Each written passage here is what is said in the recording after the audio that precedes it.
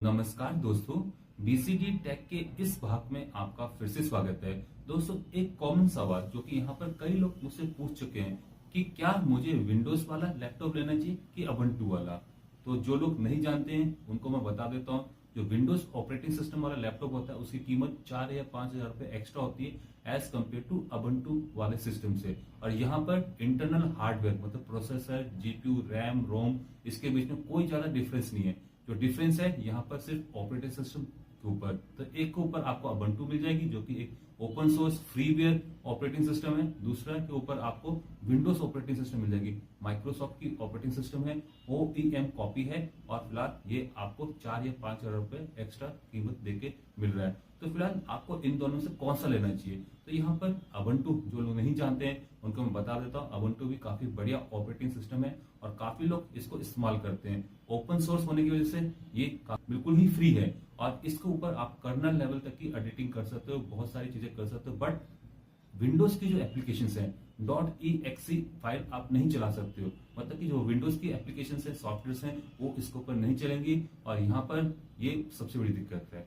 अगर आप ubuntu system लेते हो तो उसके जो सॉफ्टवेयर हैं वो अलग आते हैं और यहाँ पर इसको इंस्टॉल करना भी थोड़ा सा मुश्किल होता है एज कम्पेयर टू विंडोज, क्योंकि विंडोज पर आप डायरेक्टली exe फाइल टैप करके दबा के प्रेस करके चला सकते हो, जबकि यहाँ पर आपको उसकी बहुत सारी रेपोक्रेसी या उसकी बहुत सारी बाइनरीज या फिर उसकी बहुत सारी डिपेंडेंसी को डाउनलोड और इंस्टॉल करना पड़ता है। ऐसा नहीं कि विंडोज में भी करना पड़ता है, बट वो सारी चीजें आपकी अपना बैकग्राउंड में हो जाती हैं या फिर जो सॉफ्टवेयर यहाँ पर आपको दिया जा रहा है उसके साथ इनबिल्ड होती हैं। तो फिलहाल ऐसा केस आपका यहाँ पर ubuntu के साथ नहीं है।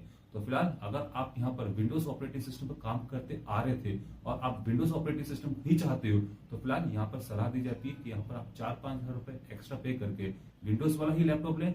बट अगर आपके पास पैसों की गुंजाइश है, नहीं खरीद सकते हो, तो आप ubuntu वाला भी ले सकते हैं। बाद में उसके ऊपर आपकी मर्जी, जेन्युइन दिलवाना चाहते हो या नॉन जेन्युइन विंडोज दिलवाना चाहते हो। अगर जेन्युइन दिलवाना चाहते हो तो फिलहाल आपकी जो कॉस्ट जो आपने पहले 4 या 5 हजार रुपए एक्स्ट्रा बचाए थे उससे कहीं ज्यादा, मतलब कि आपको 7 या 8 हजार रुपए एक्स्ट्रा पे करके जेन्युइन विंडोज दिलवानी पड़ सकती है। अगर आप नॉन जेन्युइन दिलवाओगे तो आपको यहाँ पर 300 या 400 रुपए लग जाते हैं। बट यहाँ पर मैं सलाह देता हूँ, अगर आप फाइनली विंडोज पे ही जाना चाहते हो कि आपको विंडोज ही चलानी है, ubuntu तो आपने सिर्फ यहाँ पर पैसे बचाने के लिए, तो फिलहाल 3-4 हजार रुपए बचा के यहाँ पर दोस्तों आप ले सकते हो।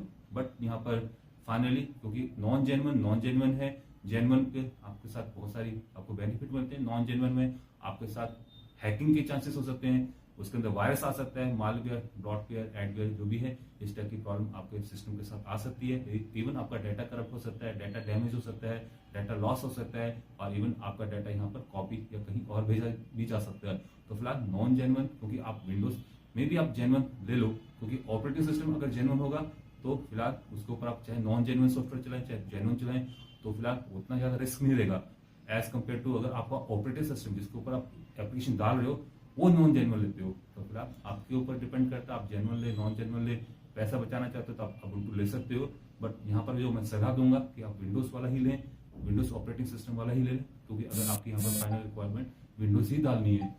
इसके साथ आपको क्या क्या फायदे मिलेंगे, ड्राइवर इनबिल्ड होंगे, आपको कॉन्फ़िगरेशन पता चल जाएगी एग्जैक्टली जो लैपटॉप की कॉन्फ़िगरेशन वो कितनी है, कैसी है, परफॉर्मेंस आप डायरेक्टली उस समय चेक कर सकते हो कि विंडोज ऑपरेटिंग सिस्टम के साथ आपका लैपटॉप कितनी फास्ट चलेगा, कितना स्मूथली चलेगा।